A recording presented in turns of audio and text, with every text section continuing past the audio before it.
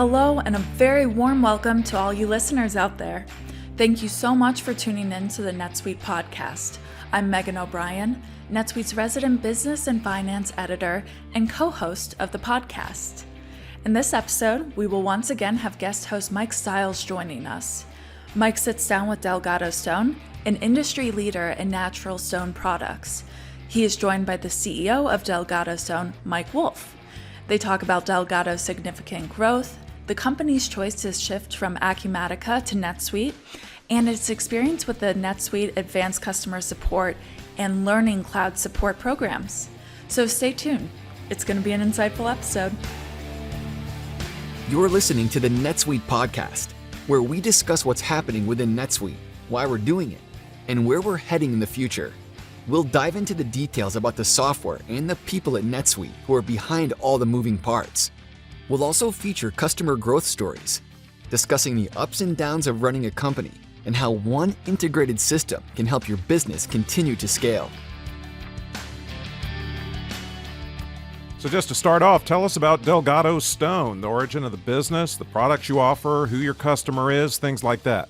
Well, we started as a company that cut thin stone veneer, and it was about just over 11 years ago, or almost 12 years ago now. The owner is Brendan Southard, and he was a mason. He started a retail mason yard and was buying this from other places, and was like, there isn't much consistency, and there's some gaps in the quality. So he decided to buy a saw and start doing it himself. And since then, it's evolved and grown year after year. So he's now in the chairman role. I've moved into the CEO role, and we've grown significantly. When I first got here in 2016, we had, so I should say we're a wholesale distributor. So we don't sell to the general public. We sell to mason yards throughout the country, mason, landscape supply, facilities like that. And we had 60 customers, and they were in 9 states. Right now we have over, we call our customers authorized dealers. We have over 100 authorized dealers in 24 states across the country and in Canada. So we've grown significantly. It's been a very interesting journey and a lot of fun. Culture has been the thing for us. We pride ourselves on who we are internally, how we treat our people, and that resonates in the quality of our product and the service we provide to our customers. So we have 2 production facilities in Brookfield, Connecticut, and we purchased a quarry in 2019. So we're now a quarrier of natural stone products and a manufacturer distributor. So the products that we create are, siding for homes or commercial projects.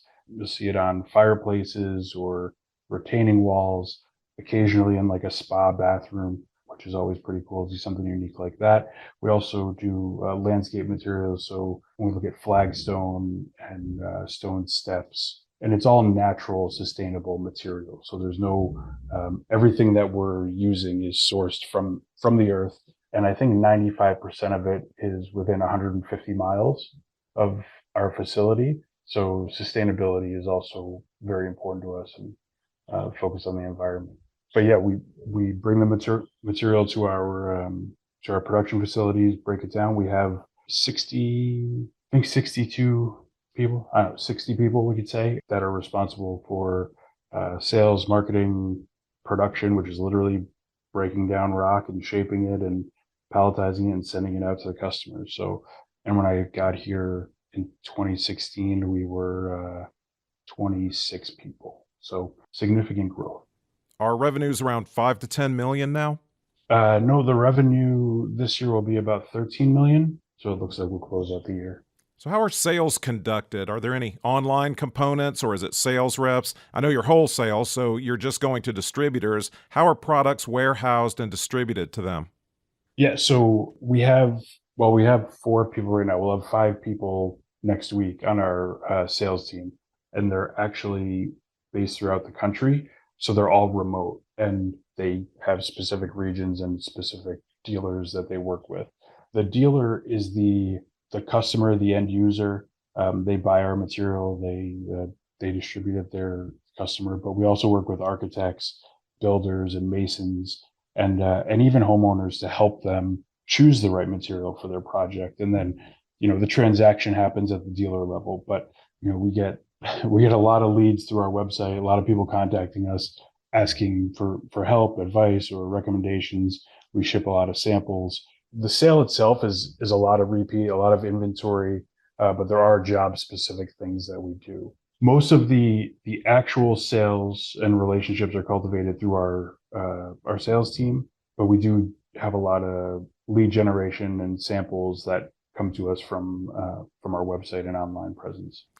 Now, you were using Accumatica, and I think you stuck with that for about 3 years, but at some point that proved to not be the final answer. So what was that breaking point that sort of spurred the decision to go with a more robust ERP? Yeah, there were a few things that led to it. One of them was ease of use. And with Accumatica, we were in a situation where it wasn't easy to run reports, to create reports, to drill down on reports. And so what was happening every time was our controller and finance team, that you can imagine is already stretched pretty thin with a growing company. They were having to put together data for me to analyze, for our sales team who's on the road to analyze. And instead of our sales, even though it was cloud-based, it just wasn't easy to use. So our sales team was constantly calling in for information, and that's disruptive throughout the day. So the biggest catalyst for change came from, how do we make this easier for our team? Because that's going to allow us to provide better service, to continue to grow. And, as our business scales, as we grow, we don't have silos, but people still need to be able to operate independently and get access to information when they need it, rather than rely on someone else and disrupt them. So that was a big part of it. And now to be able to set up the dashboards so that they have access to their information. We have a salesperson in Wisconsin who can now log in, look at his accounts, see what's going on, and be more prepared when he goes into his meetings before he gets on that plane and heads to Indiana or California, something along those lines. So that was probably the biggest thing for us, was ease of use, and then looking at, okay, how are we scaling? So we know we're adding the second facility into our business, so we don't have to buy more. The sub companies, as long as they're in the U.S., we can put it in under the company that we have in NetSuite. And so in terms of growing and scaling, just a huge difference. And then we also like that we didn't have to work with a VAR in order to do this, being able to simply buy the support package and work with NetSuite directly, who's been amazing in terms of the service and responsiveness and helping us with the transition. So it sounds like Accumatica had some handcuffs on you, just prevented you from growing confidently as you got the 2 locations, the quarries you bring in material from. So NetSuite just kind of helps you better track all that?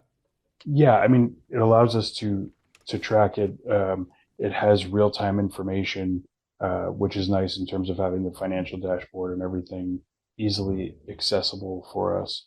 And we're actively looking to expand and purchase another quarry and add more locations in the year to come. So how do we make it easier to scale and grow? And NetSuite is a much better option for us with that. Well, Accumatica didn't work out, and once that decision is made that this isn't going to be what we're going to stick with long term, how do you start shopping for an ERP? How did you source good candidates for that and vet them out? It's a process. I mean, you do your research, right? There's brand names. NetSuite and Oracle are brand names in the industry. We know something like a QuickBooks isn't going to be the solution, but we did some research online. We went through presentations. We asked some of our vendors. We asked some of our customers who they use, if there's anything out there. But it was really just a lot of online research, and then having conversations with SAP, with you guys. And after we did a lot of research before choosing Accumatica, and the CFO who was responsible for that decision is no longer with us. But we took all of that research, and when it came time, once we saw the NetSuite demo, we knew that was the one for us. And the argument, or not argument, but in the conversations we had, everyone's like, well, it's a significant increase in cost. And said, yes, but if you're paying for something and not getting value out of it and not using it, and it's making things harder, you're not really saving money. It may look more expensive on paper, but the amount of time that's been saved, the amount of energy, the ability for people to operate independently and get information, and even as we're growing, we've had to add users, and that was easy. So all of these things have contributed to it, but it was really kind of just you research online, you read reviews, you check forums and boards, you ask other people what they've used. We're in an industry that is somewhat slow to adapt to technology, I guess I'll say, and we like to be at the forefront of that. We've used digital tools, so like our production manager has tablets. Everything's in real time with our manufacturing, so we use tablets and phones and communication devices, so we can go through that. So it integrates well with that. But it was just research, and then again, when we saw it, we knew right away this was something we could rely on and would be there going forward. But major transitions are never easy. Has putting NetSuite in place given you a renewed confidence that you're never going to have to do that again? So the goal was, as we pick something, we have to pick something that we never have to go through this awful, miserable ERP transition process again. And I say that a little bit sarcastically, but no, it taxes your team, right? You have your production and operations people involved, you have your finance people involved, you have to retrain customer service. There's a lot that goes into changing ERPs or migrating to a new ERP. And the goal was for us to never have to do that again. So as we're looking for one, we're saying, what's the one that we can move to? What's the one that we can pick that will allow us to not have to do this again, that will allow us to scale and stay within that same software? So that was ultimately what it comes down to. We didn't want to do this again. Did the NetSuite salespeople overhype it or put the pressure on? No, they were great. It was very much a consultative sales process, and that's always a concern, right? When you're making an investment, and it's hard for me to own up to it sometimes, but there's a few decisions I've made that it seems like I was overpromised and underdelivered. NetSuite did not do that. NetSuite was, from day one, walked us through the process, communicated it clearly, provided slide decks and everything, and walked us through the process. Here's how this is going to work. And then even with the transition from the sales team to the account manager to the implementation to the ACS team, it's been smooth, and we've never been left out to dry at any point. They've walked us through, and what was important, followed through on what they said they were going to do, which seems like a simple thing, and it's something that we preach. Like, look, if we can do it, we'll tell you we can do it, and if we can't do it, we have to own that and say we can't, or it's not the right fit. But where NetSuite has fulfilled everything they said that they could along the way. Now, other contenders were SAP? Yeah, SAP, there was Abbas. Those were the two when it came down to it. And that's because we had done the research, prior to moving to Accumatica, we had done a lot of research. And so when it came time to switch from Accumatica, I was like, okay, here's the three that I wanted to look at. Really, the ones that I had in mind were Abbas and NetSuite, and then someone on our team asked about SAP as like a small business unit. It wasn't much of a decision, to be honest. Once we started going, I didn't have to debate or deliberate much. When you hold up Accumatica to NetSuite, what percentage are you able to use out of the box versus how much you have to customize? So that was that was a big thing. I say they're kind of opposites. Where with Accumatica, we needed to customize like 75 to 80%, and 20 to 25 is out of the box. And NetSuite is the complete opposite, where it's 75 to 80% out of the box and maybe 20% customization. I don't think we've run into any customization yet. Or actually, yesterday our controller brought something up to me and asked if we could have something customized, and it would cost like 7 hours or something like that. So that's the first one. But it's been easy to migrate, very much out of the box, and solving the problems that we have and providing those solutions without the customization. And that's a big thing. When you have everyone in your organization tied into this, from your customer service and who are in the office, and your finance team, and then the salespeople who are on the road, it's got to be easy.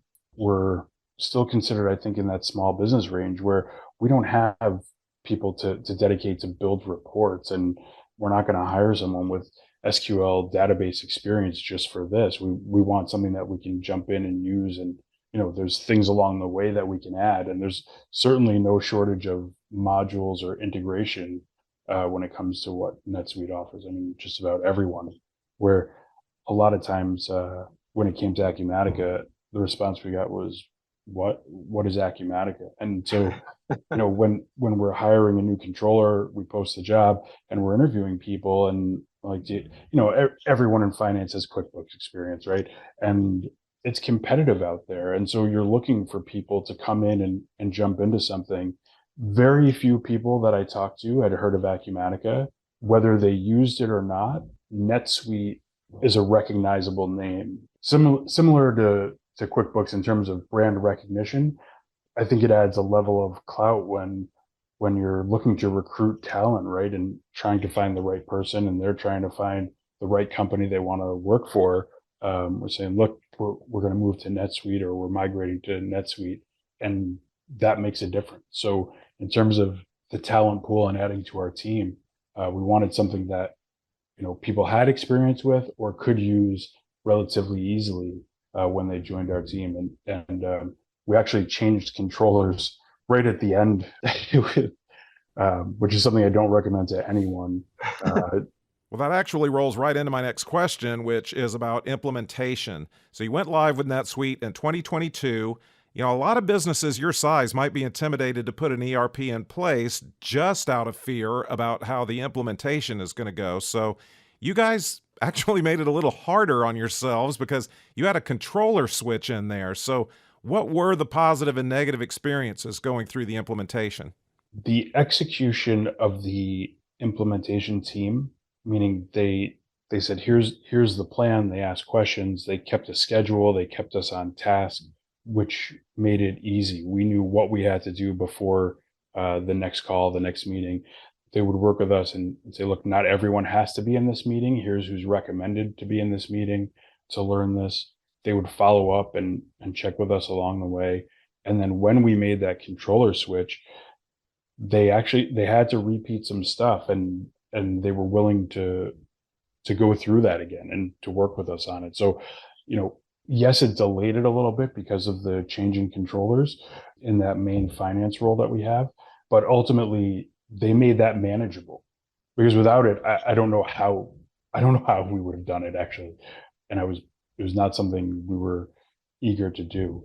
But no, they, like I said, with the sales team, and I think it was Brady and Diamond that I had worked with, you're always sitting there like, okay, they're making these promises, or they're saying, here's what we can do. And in my role, you go through enough of these ERP presentations or SaaS presentations, and like, okay, you got to kind of pick and choose. But from sales to account manager to the implementation team, and then back to the ACS team, everything was communicated clearly. It was scheduled. It was executed. The communication was great. So they really made that transition easy for us. How did 6 out of the top 7 best performing tech stocks gain visibility and control over financials, inventory, planning, and budgeting with NetSuite by Oracle? Answers at netsuite.com/code. netsuite.com/code. Well, I want to walk through and confirm these things that Delgado's licensed and whether you are or aren't using it. Then I'll specifically ask you about how you're using them in a minute. You have ERP, and that includes CRM, but you're moving from HubSpot? Yeah, right now our CRM is with HubSpot, but that's a change that we're going to make in the future. It was more, there's only so much you can do, and we didn't want to add more transitioning yet. So HubSpot's integrated with NetSuite, but you're switching completely. And then you have the inventory management and demand planning. Yep, inventory management, budget tracking, the order management. So doing the estimates, receiving the orders, fulfilling the orders, picking and packing the orders, then shipping the orders, and then invoicing. So everything from before the order is received right through the end, it's all there. But yeah, we have the supply chain, the purchasing, the demand planning, inventory management of raw materials, and also of completed products. So we have all of those tools, as well as the manufacturing with the work orders, assemblies, bills of material, all of that really exciting stuff. And then you have ACS and LCS.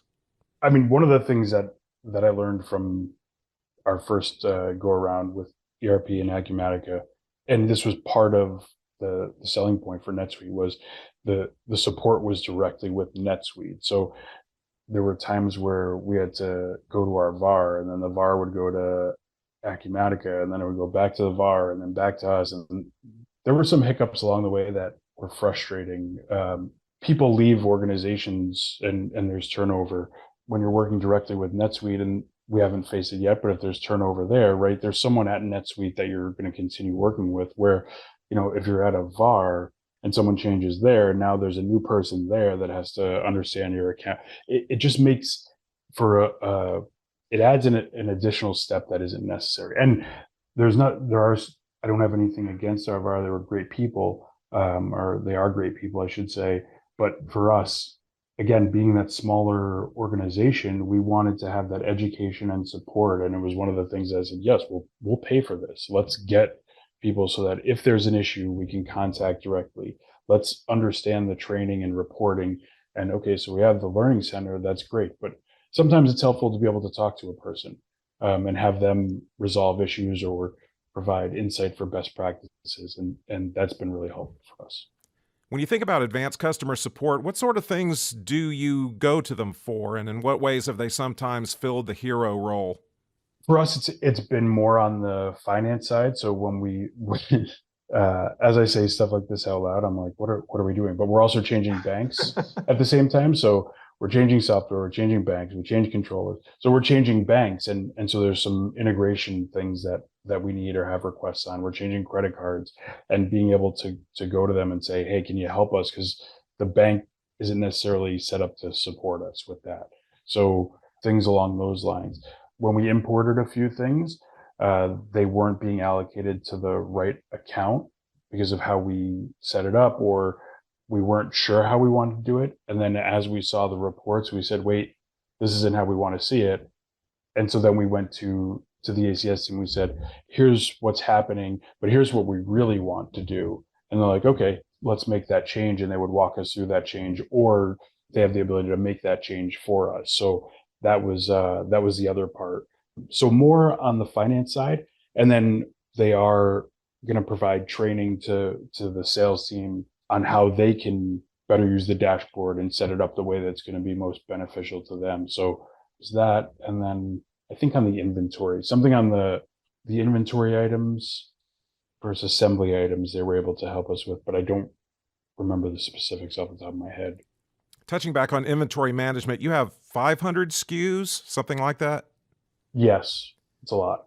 So when you have NetSuite in place, you're running inventory management through that. What's kind of a before and after, life before compared to what it is now? We actually never got to the point of setting up inventory management in our previous with Accumatica. It wasn't easy, and we didn't have the support. So we just never got to that point. So we'd been using spreadsheets. And anytime you have someone that's taking information from the software, plugging it into another software and updating that, it leaves room for error, whether it's they just didn't get to it that day, so then there's a gap in inventory, or a typo, something as simple as that. Instead of typing 10, they type 100. It literally in spreadsheets and challenging to update. But now it's done in real time. It's easy. I don't say it's done for us, right? You still have to go through every once in a while, but it's a seamless, smoother process.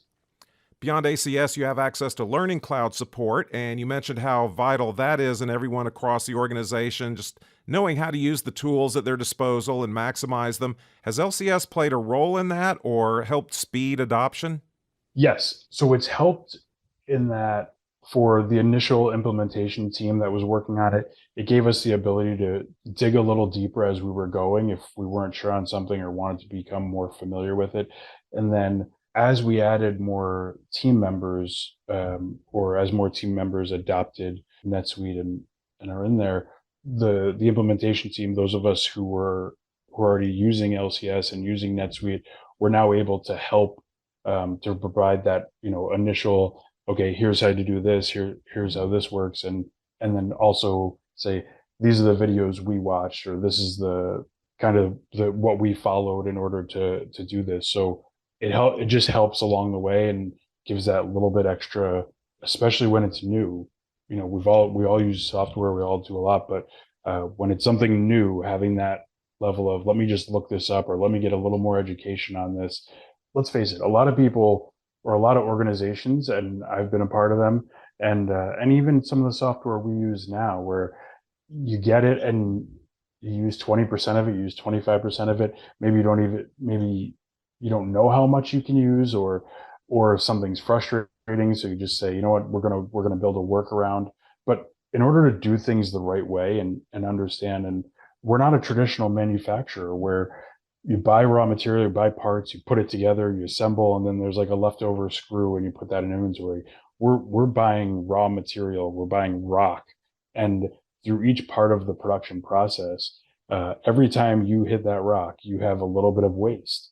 And so this helps us with the calculations. It helps us learn, here's what we're doing now, here's what we can do. So it provides kind of a starting point for dialogue within the team and improvement, which is great. And it's something that can be done independently by people instead of, as we sit here on Zoom, instead of being on another Zoom training. I think we all have a little bit of that fatigue. It's been, yesterday was in 11 different meetings, but this gives the ability to kind of visit it when time permits. And I think that's a big help. We were talking a little bit about integrations. We kind of covered HubSpot. You're using BigCommerce for what? Yeah, BigCommerce is for the ordering of samples. So we haven't done anything with it yet because we were getting the NetSuite migration done, and then now we're moving to BigCommerce. But that's to basically build an online store for our dealers, a wholesale store. I want to go back because you mentioned the impact that NetSuite has had related to your controller. It sounds like people are more empowered and have to hit them up with a lot fewer questions, which then frees them up to do other things. So has it changed the role of the controller in your shop? Yeah, significantly. It used to be the amount of time that was spent building reports and not the analyzing of reports, but literally confirming things are right and building the report and then exporting the report. More just spreadsheets on top of spreadsheets, because there wasn't an intuitive reporting feature in Accumatica that it would have had each time you'd have to build it. Now she's able to delegate a lot of the responsibility in terms of internal questions, the sales team asking what's going on with AR for this customer, or did this order, this is more for the operations, but did this order ship yet, or something like that. Now they can see that information. They're not calling in and disrupting. The next module that we want to add, or the next thing that we're going through for 2023 to kick off the new year, is the expense reporting for the sales team in there, instead of having to do that in a spreadsheet. So that's another integration we'll be implementing soon. But instead of basically fielding internal questions from our team, our controller is now able to work on more meaningful stuff that, okay, well, here's some analysis that's going to save us money, or here's an opportunity for us to be more efficient. And that's the part that we're most excited about. And we're adding another finance person. We're in the interviewing process now, but we also know, okay, here's a new person. We can train them, but also they're going to have access to the learning center and with ACS. So they're going to be more educated, which is going to allow the controller to grow and move to that next level and be more impactful in her role. So that's the biggest thing. So it really, I mean, in terms like, hey, did this customer grow quarter over quarter or year over year? Like, we couldn't even get that information readily available. What did they buy? and how much of it, what are they buying? What are they buying in this market? And so we have a national sales director, and we're putting together, projections, budgets, quotas, all those things for 2023. And it's okay. Well, here are the products that are selling in this market, or here's what we're seeing. Here's a trend that we're seeing, or yeah, sales were up. I think somewhere in the 25% range or 30% range, but let's do an analysis and see, is there a geographic component? Is it by regional sales manager? Is it, and so we're starting to get access to data that is going to fuel growth and allow for us to make better decisions. And the controller can now focus on those things and not have to spend 20 hours a week, 30 hours a week building reports for individual salespeople. It's something we're very, very excited about. You already pretty much covered the benefits you're getting out of NetSuite and how you have plans to maximize it, add to it, get even more value out of it. Do you have a wish list of what additional modules you might be looking at? And do you think with the addition of modules, the whole system gets better? Yeah. Asset tracking is one in terms of mechanical expenses. As a manufacturer, you can imagine that's a big one for us. So I think 4 years ago, I tried to implement an asset management program. It was unsuccessful, and now here we are 4 years later without an asset management. So that's a big one for us. There's obviously payment. We want to give customers access to information where they're going to be able to check their accounts and log in. Ultimately, it's how do we make things easier and be a better partner to our vendors, to our customers. So online payments, like ACH payments, things like that. So there's the asset management, there's online payments, expense reporting. On the manufacturing side, I think we have the basic manufacturing, but there's another manufacturing component that we've talked about, but we don't have yet. So that we're always looking at manufacturing. There's a lot of analysis that goes into that, as you can imagine, as we price things and understand our costs. And so I know logistics, we use a third party right now, but again, when we had Accumatica, we had to get all these other software components. So we needed a third party software for shipping. We needed a third party for ACH payments and digital payments that integrated with that. Like, it's all now, how do we put everything? We have a software now that allows us to put everything in one place, right? And that's the whole purpose of the ERP, is how do you have as much information here so you can understand your business better and make better decisions and grow. I tell our team we're pretty big on transparency. So me with the production team, I was like, look, the cost of pallets last year, wood pallets that we use a significant amount of, went from $4 a pallet to $17 a pallet. That's a significant increase. And we put people first. So by doing that, we're like, okay, we still want to give out pay increases. We still want to have bonuses. All of those things are still important to us. And now we can look at this information and say, all right, well, we have to figure out how to scale back some of these expenses or make an adjustment so that we can continue to give these out.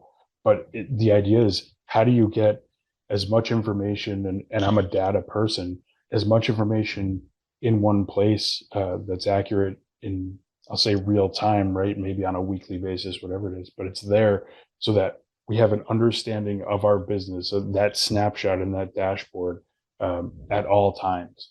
And having that level of comfort allows us to operate efficiently and make decisions. And, the economy is obviously scary, everything going on in the world, but that level of comfort, knowing our business, knowing our position, makes a big impact in how we operate.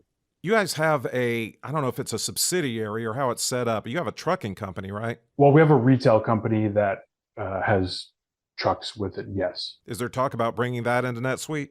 Yeah, that's going to be done. I have a call later today with our account manager to take that next step. So that's going to be brought over. With the pandemic, post-pandemic, is there going to be a recession? Is there not going to be a recession? And for you guys, what's going on with building and construction, that whole industry? A lot of businesses really focused these past couple of years on efficiency, automation, improving the bottom line. Was all that a motivator for you positioning yourselves better with NetSuite, or were you always just focused on those things? That's something we've always been focused on, but we didn't have the right tools to do that. So because that's been our focus, because we're focused on efficiency and making things easier for people, and making sure we understand our business, because that allows us to provide better service to our customers and a better place to work for our people, for our team. But we didn't have the software, and we do now. We've invested in something that is going to help us do that exponentially better than we have been. Instead of come time for pricing every year, I'm spending a lot of time going through spreadsheets and analyzing information, because I had to pull things one by one and then put them together. But now we have the information in a dashboard. I don't think I could accurately convey how much easier it is for me now, because it's so significant. But the ability to get those reports, get that information, and I mean, it's saving probably 50% by the time I get to the pricing part, where now we can say, okay, this is the pricing we want to do. Here's our costs, here's the analysis, everything's in one place, and we know what we need to do in order to grow. So it didn't lead us to efficiency in that direction, but it fits in with our vision and our practice of being an efficient company. Well, it was a pleasure talking to you. We love hearing stories about companies like yours, companies of all kinds, and how these technology tools like NetSuite are facilitating growth and stronger businesses. We appreciate you taking the time to be with us. Thanks, Mike. That concludes another great episode. I personally loved hearing more about how Delgado Stone's use of NetSuite helped free up their controller to focus on analyzing reports and not just creating them. We frequently see in research that that's where the role of the finance department is going, so it's really cool to see it in action. Big thanks to the two Mikes, our guest hosts Mike Stiles and Delgado Stone's Mike Wolfe, for joining us. And as always, a big thank you to our wonderful editing team over at Lampstand, and to all of you for tuning in. If you want more episodes just like this one, make sure you subscribe to our channel and give us a rating and review. Until next time. You just listened to the NetSuite podcast. Be sure to tune in every week with more NetSuite developments, stories, and insights into the benefits of one integrated system to help you run your business.